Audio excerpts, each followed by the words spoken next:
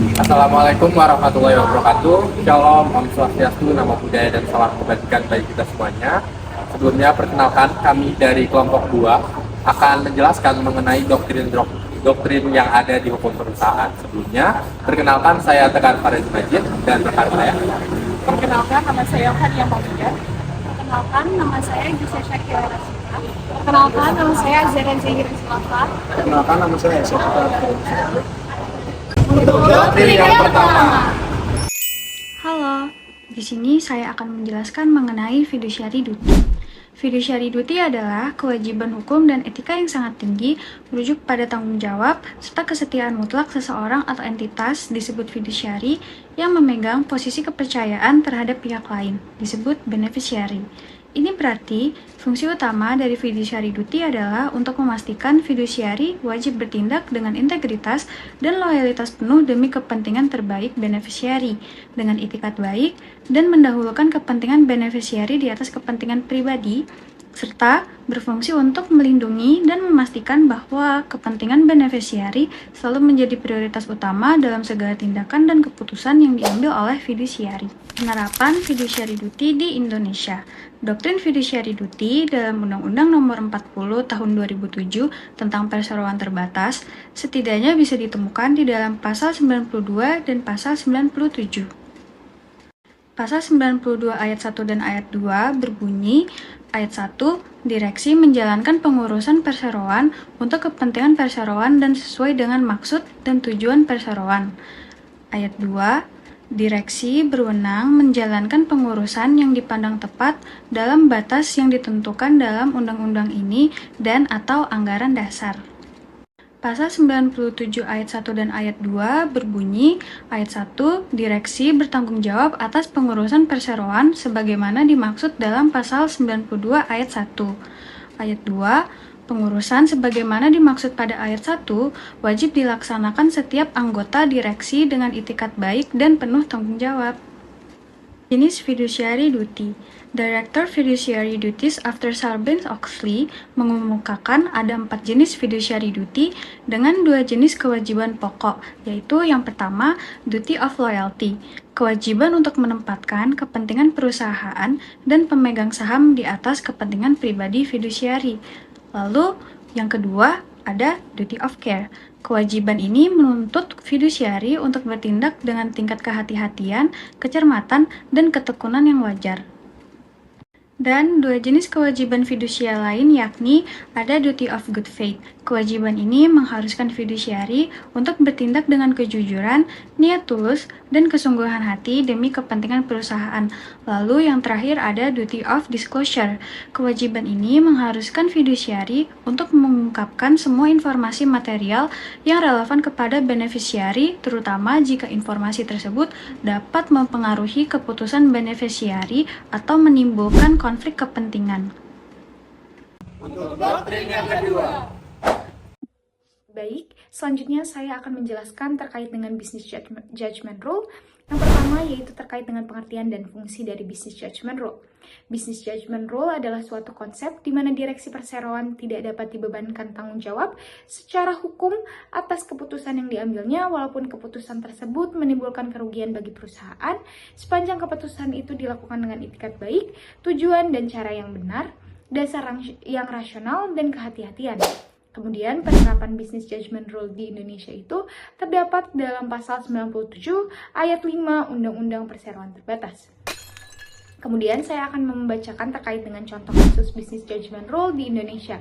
Salah satunya adalah kasus Bank Mandiri yang terjadi dalam kurun tahun 2010 hingga 2014 yang melibatkan Fahrudin Yassin selaku Group Head Corporate Relationship dan Roy Ahmad Ilham selaku Group Head Credit Approval.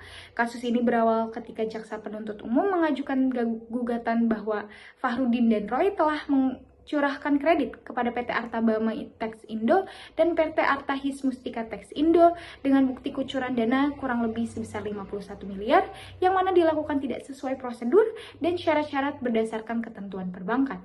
Pada pengadilan tingkat pertama, hakim memutuskan bebas para terdakwa dikarenakan mereka tidak memenuhi unsur perbuatan melawan hukum dan menguntungkan diri sendiri atau orang lain atau suatu korporasi.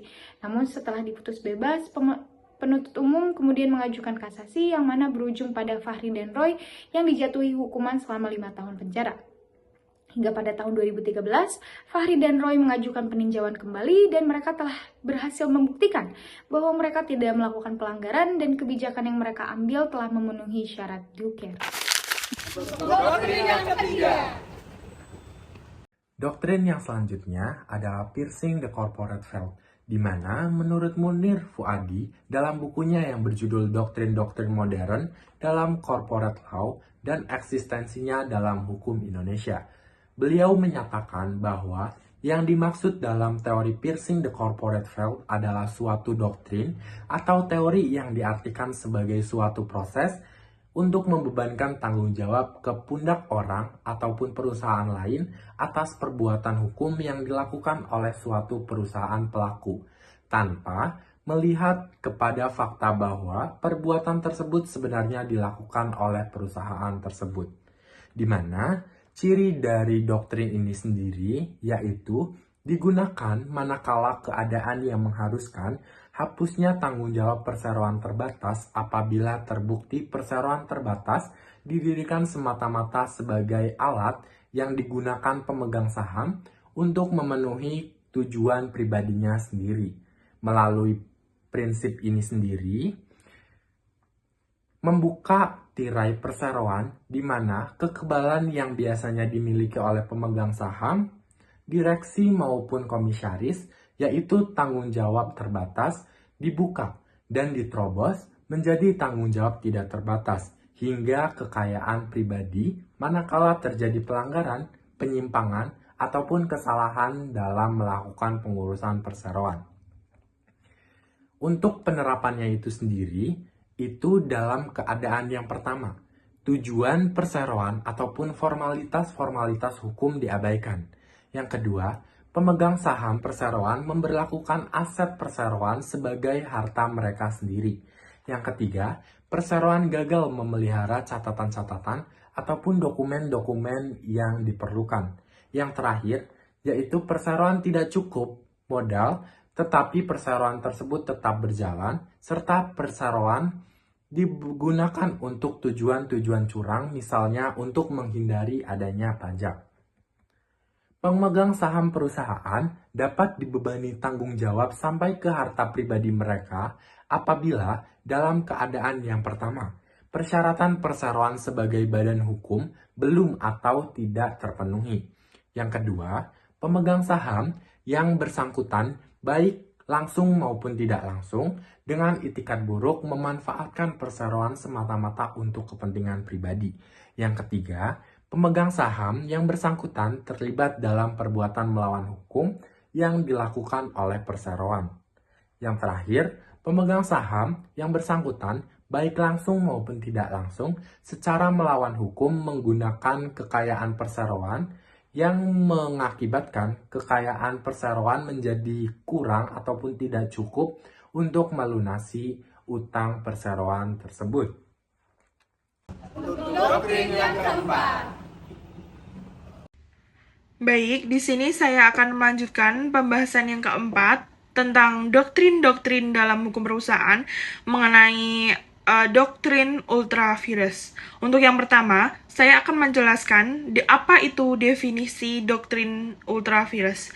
Jadi, definisi doktrin ultra vires menurut Muhammad Yahya Harahap dalam buku Hukum Perseroan Terbatas adalah sebuah doktrin yang menyatakan bahwa tindakan direksi tidak sesuai dengan maksud dan tujuan serta kegiatan usaha perseroan yang termuat dalam anggaran dasar.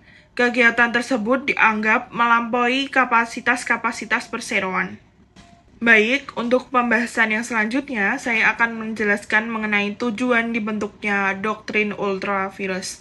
Jadi, di sini tujuan dibentuknya doktrin ultra-virus yaitu untuk melindungi para kreditor dan investor perusahaan. Doktrin ultra-virus mencegah perusahaan menggunakan uang investor yang selain disebutkan dalam klausul objek memorandum. Selain itu, doktrin ini mencegah direktur untuk mengalihkan tujuan perusahaan dibentuk, dan karenanya terus-menerus memeriksa aktivitas direktur. Baik, di sini saya akan melanjutkan mengenai pembahasan yaitu ruang lingkup doktrin ultra-virus. Jadi, di sini ruang lingkup doktrin ultra-virus hanya berlaku bagi perusahaan yang sudah berbadan hukum atau memiliki keberadaan yang terpisah di mata hukum. Jadi di sini semua perusahaan yang tidak terdaftar seperti kepemilikan tunggal maupun persekutuan tidak termasuk dalam cakupan doktrin ultra-virus.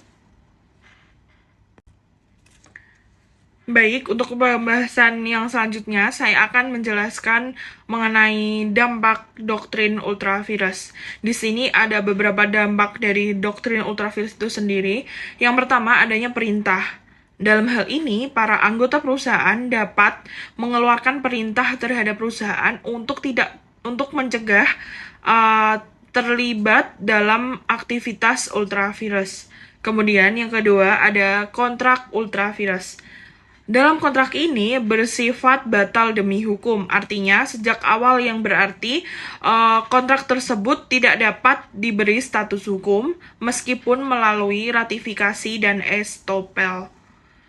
Kemudian untuk dampak yang terakhir yaitu ada pelanggaran garansi. Tindakan-tindakan yang tidak dapat dilakukan oleh perusahaan sebagaimana yang telah disebutkan dalam anggaran dasar, para direktur yang merupakan agen perusahaan juga dilarang melakukan tindakan-tindakan tersebut. Untuk doktrin yang kelima.